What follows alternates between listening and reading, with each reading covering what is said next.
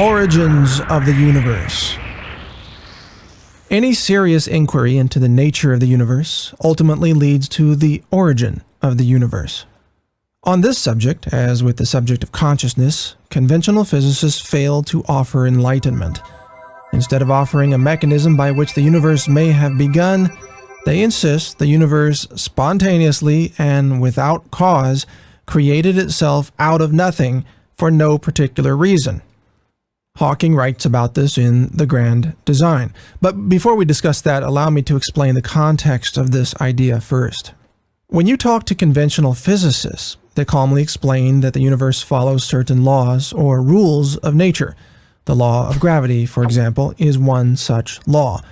There are laws concerning the conservation of momentum, chaos theory, thermodynamics, the behavior of light, and so on. This is all widely accepted, as most of us would agree the universe does appear to follow certain laws. But when you ask where those laws came from and how they came about, indeed how the universe itself came about, you get a giant fudge factor called the Big Bang. Anything that physicists, and astrophysicists in particular, don't understand seems to get swept under the Big Bang rug. Don't know where the first hydrogen really came from? Don't worry. It all got magically and spontaneously created in the moments after the Big Bang. And where was the Big Bang before it went bang? Well, it was nowhere, because the Big Bang created space, too. And what caused the Big Bang? Nothing. The Big Bang spontaneously caused itself, without any apparent reason or intention. That seems pretty far-fetched in a universe that's supposed to follow laws. So to answer all of this, Hawking writes, quote, "Because there is a law like gravity, the universe can and will create itself from nothing in the manner described in Chapter 6. Spontaneous creation is the reason there is something rather than nothing." The obvious reference to spontaneous creation here deserves some discussion. Wasn't it physicists who have been berating the God-believing creationists over their belief in spontaneous creation? God didn't create the universe, they insist. The Big Bang did. And how did the Big Bang come about? Spontaneous creation. They might as well just add "by God" after the phrase, it seems, since they have now adopted the very same argument put forth by creationists for so long. I am not Catholic, but I will point out the Catholic Church has for many years stated that the Big Bang is entirely consistent with creationism because God created the Big Bang, which gave rise to everything else. Actually, the idea that God, or a sufficiently intelligent and advanced being of some sort, caused the Big Bang is one of the more promising theories of where it all came from. It makes a lot more sense than the idea that it just kind of created itself out of nothing without any reason or cause. But we'll get to that later. Back to Hawking's quote. The logic of his statement just shatters at the slightest probing. Because there is a law like gravity, he says, the universe will create itself? This is illogical. It's a lot like saying, because my car's brakes follow the laws of physics, they will therefore create themselves out of nothing. That would certainly be convenient, since I wouldn't need to replace the brake pads, but I doubt they're going to magically appear just because they follow some of the laws of physics. In fact, it would seem that a set of brakes magically appearing out of nothing would violate the laws of physics. But Hawking says, quote, "Bodies such as stars and black holes cannot just appear out of nothing, but a whole universe can." That's his quote, by the way. He says the universe will create itself from nothing.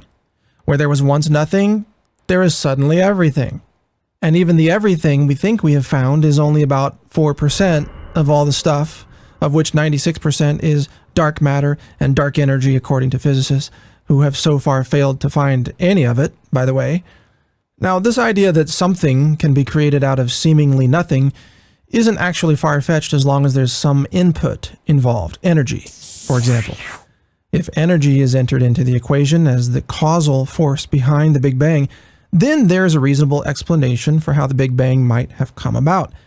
Essentially, the rational explanation is that God, or a sufficiently advanced alien civilization, sprouted the Big Bang by injecting a tremendous amount of energy into a single point in multidimensional space, and we are now the inhabitants of a giant ant farm experiment the size of the whole universe. This is actually one of the most promising explanations for the origin of our universe. The other leading explanation, and I'm not kidding, is that our universe exists as a grand simulation operating inside a highly advanced computing system of some sort, belonging to an alien race of beings that is billions of years more advanced than we are. There is actually some serious evidence to support this notion. Planck's constant seems to hint at a physical resolution limit of the apparent physical universe, where objects and energies are quantized in much the same way as pixels on a display monitor in our modern computing world. There's also the fact that the closer you begin to look at matter and energy, the more it all appears to be made of computations. What we believe to be physical matter is actually little more than an organized wave of probability computations, a fact that becomes more apparent the more closely we examine what matter is made of. This grand computer simulation explanation also explains God rather nicely, an all-powerful, omniscient intelligence that presides over the universe. That would, of course, be the programmer of the simulation we now inhabit. There is no logical reason why God himself could not be an emissary from a highly advanced alien civilization that created our universe as a curious experiment. In fact, such a scenario fits nicely with the widely accepted definition of God, a being beyond the stars, who created the universe, and who presides over it with seemingly endless power. God is to our universe as you are to the characters in SimCity. The little sim beings of SimCity are not conscious beings as you are, but if you could imagine them to have consciousness, it's not hard to see how amazed they would be at the miraculous powers of you, their God from above, who can spontaneously create buildings out of nothing. Now, if one of your SimCity citizens were to look at you during the game, actually speak to you and say, "I realize I'm in a simulated game and I'd like to get out," climb out of the monitor and see the world from your point of view, that would be the SimCity equivalent of enlightenment. That is probably how some transcendent meditation masters appear to the actual creators of our universe.